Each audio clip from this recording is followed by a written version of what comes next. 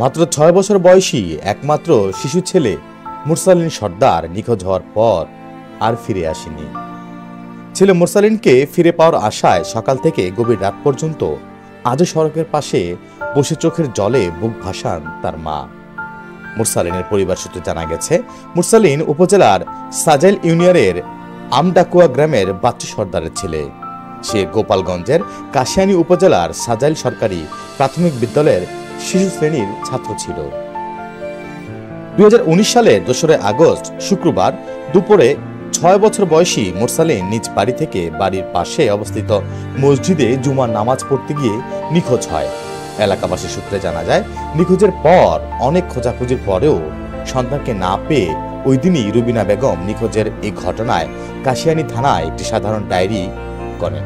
বেশ কিছুদিন খোঁজাখুঁজির পরেও তাকে কোথাও না পেয়ে তার বাবা মোহাম্মদ বাচ্চু সর্দার 18 আগস্ট বাদী হয়ে কাশিয়ানী থানায় অপহরণের ঘটনায় নারী ও শিশু নির্যাতন আইনে 4 জনকে এজাহার নামীয় আসামি করে অজ্ঞাতনামা আরও 5-6 জনের বিরুদ্ধে মামলা দায়ের করেন। শিশু মুরসালিন নিখোঁজের সঙ্গে জড়িত থাকার সন্দেহে কাশিয়ানী থানা পুলিশ উপজেলার সাজাইল ইউনিয়নের আমডাকুয়া গ্রামের আব্দুস সামাদ মুন্সির ছেলে মোহাম্মদ আসাদ মুন্সি ও সত্তার সর্দারের ছেলে মোহাম্মদ হারুন সর্দার নামের 2 ব্যক্তিকে গ্রেফতার করে। তারা একসময় জামিনে মুক্তিও পেয়ে যান।